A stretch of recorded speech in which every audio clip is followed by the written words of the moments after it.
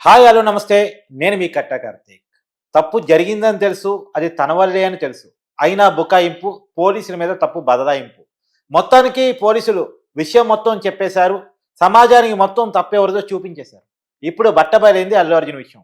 ఇప్పుడు అల్లు అర్జున్ ఏం చేయబోతున్నారు? అతనుకున్న ఆప్షన్స్ ఏంటి? అల్లు అర్జున్ ఫ్యూచర్ ఏంటి? అతను బెయిల్ క్యాన్సిల్ అయ్యే అవకాశం ఉందా? అతని విషయంలో అతను రక్షించడానికి సినిమా ఇండస్ట్రీ నుంచి ఎవరైనా పెద్దలు ఎంటర్ అయ్యే అవకాశం ఉందా? ఈ విషయాలన్నీ చర్చించుకునే ప్రయత్నం చేద్దాం. మనతో ఉన్నారు సినీ, రాజకీయ, సామాజిక విశ్లేషకులు చంద్ర శ్రీనివాసరావు గారు. సార్ నమస్కారం. నమస్కారం. సార్ అల్లు అర్జున్ తన యాటిట్యూడ్ పాయింట్ ఆఫ్ వ్యూ మీద సమాజంలో పెద్ద ఎత్తున విమర్శలు వస్తా ఉన్నాయి. ఎలా చూడాలి? తప్పు జరిగిపోయింది. అతని వల్లేనే తను తప్పు కప్పిపుచ్చుకోవడానికి కావచ్చు, ఏదైనా కావచ్చు. ఆయన బ్లండర్ మిస్టేక్ ఎక్కడ జరిగిందంటే, రేవంత్ రెడ్డి గారు అసెంబ్లీలో అక్బరుద్దీన్ ఓవైసీ అడిగిన ప్రశ్నకి సమాధానం చెప్పారు. ఆయన వల్లే జరిగిందిది అని చెప్పారు. పోలీసులు చెప్పినా గానీ, మనిషి బయట చనిపోయిందన్నా గానీ ఎళ్ళలేదు. చివరికి డీసీపీ ఎంటర్ అయ్యేతలకి అప్పుడు పంపించాల్సొచ్చింది. ఆ సమయం 11:30 నుంచి 12 వరకు మా దగ్గర ఎవిడెన్స్ ఉన్నది. ఇది తప్పు జరిగింది ఆయన వల్ల. ఆయనకేమన్నా చేయి తగిలిందా? చేయి దెబ్బ తగిలిందా? కాలా? ఏదన్నా పాడైపోయిందని ఆ రోజు అన్నమాట వాస్తవం అసెంబ్లీలో. దానికి వెనువెంటనే కౌంటర్‌గా ఆ ప్రెస్ మీట్ పెట్టడమే పెద్ద తప్పు. మధ్యంతర బెయిల్‌లో ఉన్న వ్యక్తి ప్రెస్ మీట్ పెట్టకూడదు కానీ పెట్టాడు. ఇంటీరియం బెయిల్ మీద ఉన్నాడు. హ్మ్. నువ్వు మాట్లాడకూడదు. నేను ఆఫ్‌లో ఉన్నానని చెప్పి అన్నాడు. నన్ను నా క్యారెక్టర్‌ని బదనాం చేస్తున్నారన్నారు. ఎవరు చేశారు? హ్మ్. ప్రజల్లో ఉన్నది. ప్రజలు is the custodian of the Telangana people హ్మ్. రేవంత్ రెడ్డి గారు. అది కూడా అసెంబ్లీ లోపల. అసెంబ్లీలో అడిగినందుకు ఒక ప్రతిపక్ష నేతగా అడిగిన దానికి సమాధానం చెప్పాడు. తప్పంతా అల్లు అర్జున్‌దని చెప్పాడు. దాన్ని గౌరవంగా నువ్వు చూసుకోవాల్సింది పోయి కోర్ట్‌లో ఉన్నప్పుడు ఇంటీరియం బెయిల్ మీద మీరున్నారు మధ్యంతరం. పూర్తి కాలం బెయిల్ కూడా కాదది. హ్మ్. ఇంటీరియం బెయిల్ మీద ఉన్నారు. ఉన్నప్పుడు ముఖ్యమంత్రి గారినే మీరు ప్రశ్నించినట్టు, పోలీసు యంత్రాంగాన్నే సవాల్ చేసినట్టు నాకెవరు చెప్పలేదంటాం. మరి పోలీసులు కూడా హర్ట్ అయ్యారు కదా! వెనువెంటనే నిన్న జరిగిన పరిణామాలు మీకు తెలియనివి కాదు. సిపి ఆనంద్ కమిషనర్‌గా మంచి పేరున్న వ్యక్తి. అవును. తప్పంతా అల్లు అర్జున్‌దే. మనిషి చావకని చెప్పి వాళ్ళు ఆరోపించారు. పోలీసులు పాపం చాలా ప్రయత్నం చేశారు సార్. సార్ వాళ్ళని అక్కడ ఉన్న బతికించడానికి. స్టేషన్ హౌస్ ఆఫీసర్ పోయి స్వయంగా నేను చెప్పానని వాంగ్మూలం ఇచ్చాడు. 2 రాజు నాయక్ అని సీఏ. అవును. సార్ 15 రోజుల నుంచి ఆమెను కాపాడలేకపోయానని నాకు నిద్ర పడతలేదన్నాడు పాపం. కళ్ళమ్మట నీళ్ళు పెట్టుకున్నాడు. హ్మ్. వీళ్ళంతా సాక్షాత్తు కమిషనర్ ముందు మిగతా ఆఫీసర్స్, ఐపీఎస్ ఆఫీసర్స్ ఉన్నారు. వాళ్ళు చెప్పారు. తప్పంతా ఆలోచిందని చెప్పారు. బయటకొచ్చి మనిషి చనిపోయిందని తెలిసి కూడా అభివాదాలు చేస్తా ఎళ్ళాడు. దీనంతటికి కారణం అని ఎవిడెన్స్ చూపించారు సమాజానికి. సరే ఆ తర్వాత జరిగిన పరిణామాలు మనకు తెలుసు. ఈ ఈ సిట్యుయేషన్‌లో ఇంకోటి జితేంద్ర గారు కూడా చెప్పారు డీజీపీ. మాకు హీరోలైనా ఎవరైనా ఒకటే. పరిస్థితిని బట్టి ఎళ్ళాలి. చట్టం తన చేతులు తీసుకుంటే ఎవరైనా ఒకటే అని చెప్పేసి చాలా కఠినంగా ఉన్నారు. కాబట్టి ఈ విషయంలో తెలంగాణ ప్రభుత్వాన్ని కావచ్చు, పోలీస్ యంత్రాంగాన్ని కావచ్చు, తెలంగాణ ముఖ్యమంత్రిది ఎవరిది తప్పు లేదు. అల్లు అర్జున్ గారు ఎక్కడ తగ్గాలో ఆయనకి తెలియదు. ఎక్కడ ఏం మాట్లాడాలో ఆయనకి తెలియదు. ఈ పరిణామాల వల్ల స్వయం కృతాపరాధంతో అంటే సినిమాలో తగ్గేదేలే అని హీరో చెప్పిందే వేదం అన్నట్టు నడిచింది. కానీ బయట సినిమా సమాజంలో కూడా అది నడిచిద్ది అది అంటే. Reel cinema sir. రీల్ హీరోల్లో రియల్ సినిమా ఎట్లా ఉండాలి? సమాజాన్ని బట్టి మనం వెళ్ళాలి తప్పితే మనం ఏమి అతీతులేం కాదు. అవును. ఇక ఆ పాయింట్ ఆఫ్ వ్యూ అది జరిగింది. ఇప్పుడు ఏం జరగబోతుందనేదే ప్రశ్న. హ్మ్. ఇంటీరియం వాళ్ళ పోలీసులంతా కూడా ఎవిడెన్స్ కలెక్ట్ చేశారు. హ్మ్. 10,000 వీడియోలు చూశారు. హ్మ్. అంటే చూసుకోండి మీరు ఎంత టైం కేటాయించారో. హ్మ్. ఈయన బుకాయిస్తున్నారుగా నా తప్పు లేదని. పోలీసులదే తప్పు అంటున్నారు కదా! పర్మిషన్ ఉందని చెప్తున్నారు కదా! పర్మిషన్ లేదని కూడా ఎవిడెన్స్ చూపించారుగా వాళ్ళు. మేము రావద్దని చెప్పినా వచ్చారు. చెప్పినా ఎళ్ళలేదు. రేవతి మృతికి కారణం ఎవరు అన్నారు. సాక్షాత్తు గౌడు ప్రదేశ్ కాంగ్రెస్ కమిటీ అధ్యక్షుడు కూడా చెప్పాడు ఈ చావుకు కారణం అని చెప్పి. చివరికి కోమటిరెడ్డి సినిమా ఫోటోగ్రఫీ మంత్రి కూడా 21,00,000 వాళ్ళ బిడ్డతో అవును. పాటు 20,00,000 ఇచ్చి వాళ్ళ బిడ్డ పేరు మీదుగా మీకు ప్రభుత్వం సహకరిస్తామని చెప్పారు సీతేజకి. అతను కూడా చెప్పాడు. ఈ మృతికి కారణం అల్లు అర్జున్ అని చెప్పి. ఈ పరిణామాల రీత్యా ప్రభుత్వం అంతా ఒకటైంది. పోలీసులంతా ఒకటయ్యారు.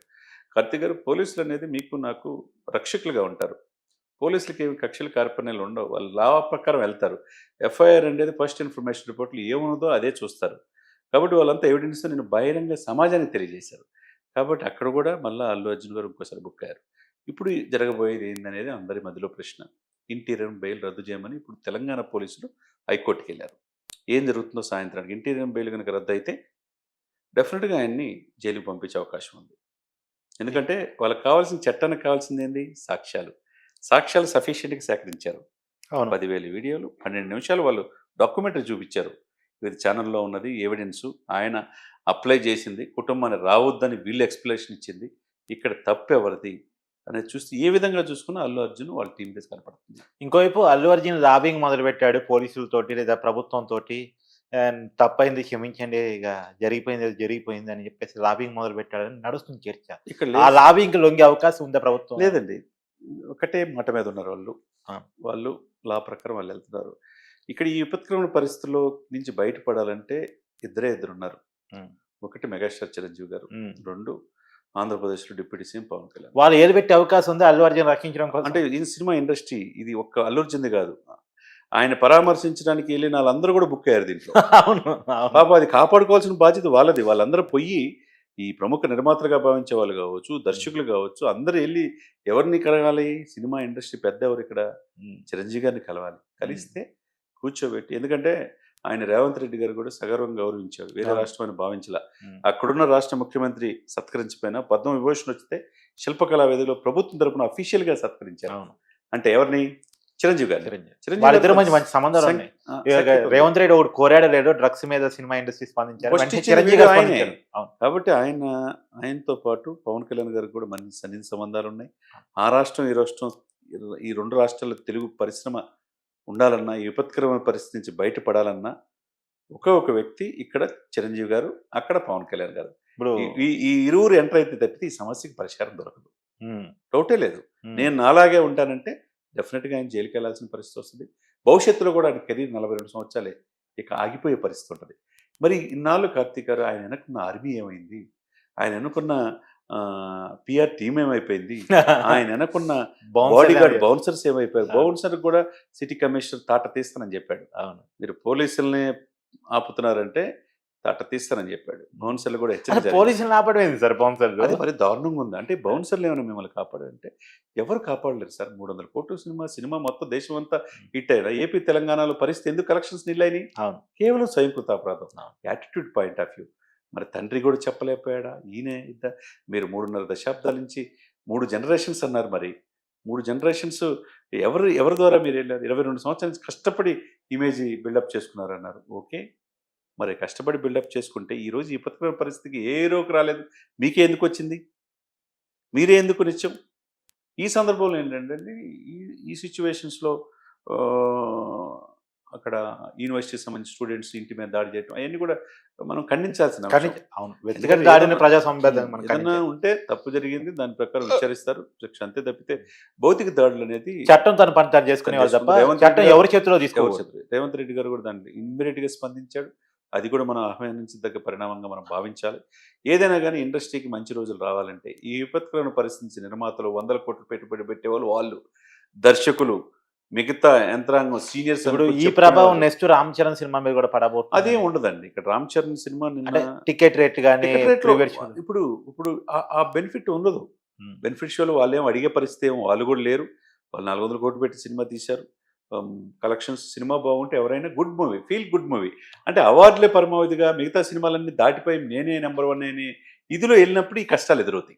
అదేనండి. ఇప్పుడు సచిన్ ఎలానో, సచిన్ మీకు తెలుసు కదా క్రికెట్‌కి సచిన్ ఎలానో సినిమా ఇండస్ట్రీ శంకర్ అలాంటోడు. అవును. శంకర్ స్ట్రైట్ మూవీ ఇది. అతను కూడా చాలా ప్రెస్టీజ్‌గా తీసుకున్నాడు. ఎందుకంటే ప్రభుత్వ ఆఫీసర్‌కి, ఐఏఎస్‌కి, పొలిటీషియన్స్‌కి ఎలా ఉంటదని చూపించబోతున్నాడు. డల్లాస్‌లో ఎప్పుడు లేని విధంగా జనం చూసారా? వేలాది మంది జనం వచ్చారు. విపరీతమైన ఇదైంది. ఈ సినిమా సుకుమార్ అయితే నెక్స్ట్ జాతీయ అవార్డు రాబోతుంది. అటువంటి అద్వితీయమైన నటన చూపించాడని చెప్పి సాక్షాత్ సుకుమార్ చీఫ్ గెస్ట్‌కి వెళ్ళాడు దీనికి డల్లాస్. ఆయనే చెప్పాడంటే ఇక దీన్ని బట్టి ఈ సినిమాకి దానివల్ల ఇబ్బంది ఏమి ఉండదు. కలెక్షన్స్ పాయింట్ ఆఫ్ వ్యూలో కలెక్షన్స్ పరమవుతుంది కదా సార్. మంచి సినిమా తీసామని ప్రజల్లో మనల్ని పొందాలి. డబ్బు కాదు. ప్రజలు తండ్రికి తగ్గ తనయుడిగా ఎమర్జ్ అవుతున్నాడు. అది మనం వెయిట్ చేయాలి, చూడాలి. అది జనవరి 10 రిలీజ్ కాబోతుంది కాబట్టి. థాంక్స్.